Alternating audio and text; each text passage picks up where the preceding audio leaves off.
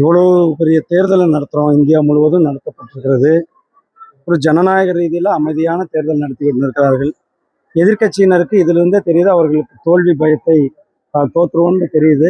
அதனால ஏதாவது ஒரு சாக்கை சொல்லணும், காரணத்தை சொல்லணுன்ட்டு காரணம் கண்டுபிடிச்சிருக்கிறது தான். அவினாசி 100% எங்களுடைய வெற்றி உறுதி செய்யப்பட்ட ஒன்று.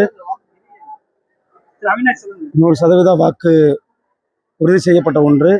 அதில் எங்களுடைய மார்ஜினுக்காக தான் நாங்கள் தொடர்ந்து வேலை செஞ்சோம். கிட்டத்தட்ட 1 லட்சம் மார்ஜினை நாங்கள் எதிர்பார்த்து கொண்டிருக்கிறோம். எங்களுடைய வெற்றி தமிழகத்தில் ஒரு மிகப்பெரிய ஒரு மாற்றத்தை ஏற்படுத்தியுள்ள வெற்றியாக.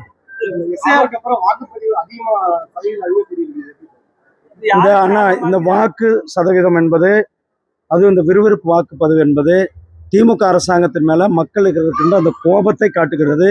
திமுக அரசாங்கம் மேலே அவங்க வச்சிருக்கிற அந்த ஆதங்கத்தை, அவங்க மேலே ஒரு வெறியை வச்சிருக்காங்க. அதுதான் இவ்வளோ விறுவிறுப்பான வாக்குப்பதிவு. இந்த வாக்கு சதவீதமானது திமுக அரசாங்கத்திற்கு எதிரான வாக்கு சதவீதமாக இருந்தது.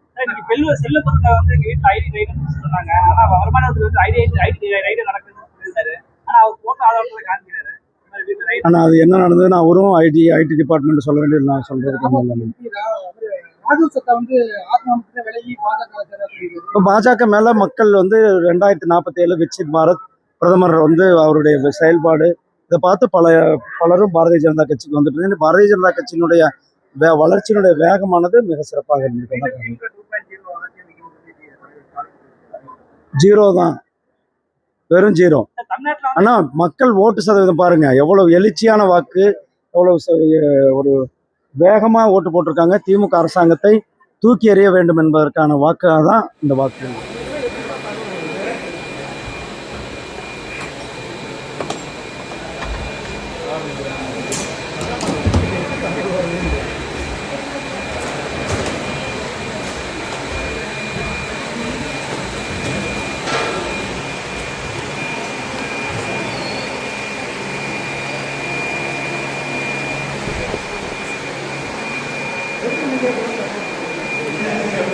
சார் வெளியே நிறைய நிற்கிறாங்க சார், வெளியே எல்லாரும் நிற்கிறாங்க சார்.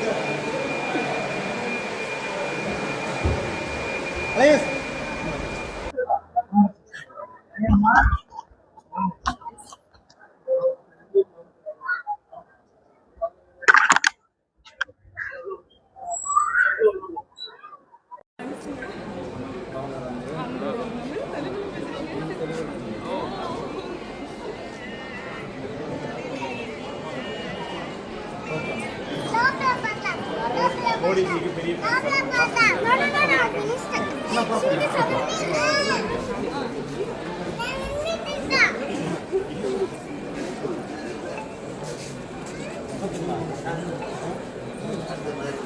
ஆமா அப்படியா?